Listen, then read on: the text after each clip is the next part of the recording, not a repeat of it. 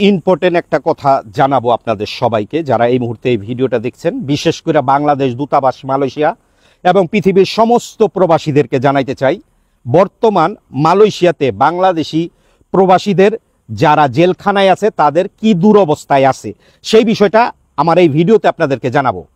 একজন ব্যক্তি, নাম জামাল উদ্দিন, বাড়ি নারায়ণগঞ্জ, মালয়েশিয়ার ডিটেনশন ক্যাম্প পাকান নানাসের এই ব্যক্তির বডি নাম্বার 971। দীর্ঘ 6 মাস যাবৎ এই ব্যক্তি মালয়েশিয়ার ডিটেনশন ক্যাম্প পাকান নানাসে আছে। সাজা শেষ হয়ে গেছে, তারপরেও এখনো আছে। আমরা কোত্থেকে তথ্য পাইলাম? পিডব্লিউর অফিসিয়াল নাম্বারে এক ব্যক্তি হোয়াটসঅ্যাপ করে জানায় এইরকম একজন ব্যক্তি অনেক দিন যাবৎ জেলখানায় আছে, দেশে যাইতে পারতেছে না, তার জন্য কেউ ব্যবস্থা করতেছে না। আমার ভাই ওনার সাথে একসাথে ছিল, আমার ভাই দেশে চলে গেছে। আমার ভাই দেশে গিয়ে আমারে জানাইছে, লিডু ভাই পিডব্লিউর পক্ষ থেকে পারলে এই লোকের একটু ব্যবস্থা করে দেশে পাঠান। যথারীতি আজকে 25শে আগস্ট রবিবার আমি নিজে পাকান নানাস ডিটেনশন ক্যাম্পে একজন অফিসারের সাথে যোগাযোগ করার চেষ্টা করি এবং তার মাধ্যমে জানতে পারি এই ব্যক্তি ওই জায়গায় আছে, যার খুবই দুরবস্থা, হাত পায়ে খাজলি হয়ে গেছে এবং পরিস্থিতি খুবই খারাপ, অসুস্থ হয়ে গেছে এই লোক।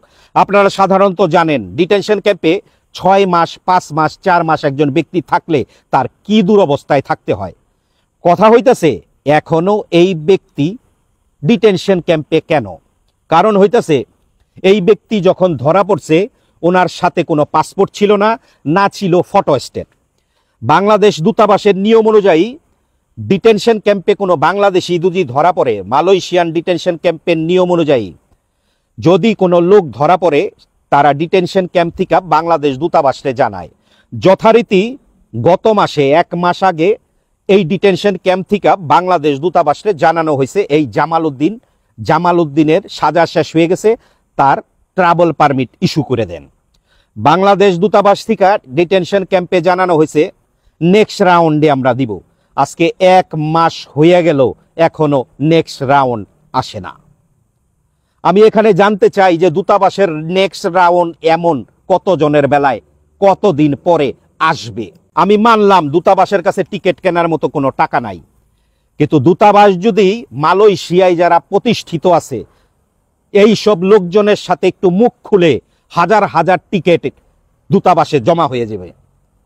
যেইভাবে বন্যা দুর্গতদের জন্য টাকা জমা হয়েছে, অনুরূপ মালয়েশিয়ার প্রবাসীরা একইভাবে আপনাদের টাকা জমা করে দিবে জেলখানার মানুষগুলির দেশে পাঠানোর জন্য। রিকোয়েস্ট করে বলতেছে এই লোকগুলির আপনারা যাইতে দেন। এই জামাল উদ্দিনের মতো যারা যারা আছে, আরো জামাল উদ্দিন, তাদেরকে যাইতে দেন। আর সর্বপ্রথম এই জামাল উদ্দিনের যত তাড়াতাড়ি সম্ভব, কালকে সোমবার মঙ্গলবারের মধ্যে তার ট্রাভেল পাস ইস্যু কইরা পাকান নানাস ক্যাম্পে পাঠাই দেওয়া হোক। আমরা পিডব্লিউর পক্ষ থেকে টিকিট পাঠিয়ে দেব মঙ্গলবারে, যখন ওনারা আমাদের ডেট দিবে। কাজী আর অবহেলা করেন না এই মানুষগুলির। যদি আপনারা না করতে পারেন তাইলে এটা পাবলিকের মধ্যে দিয়ে দেন।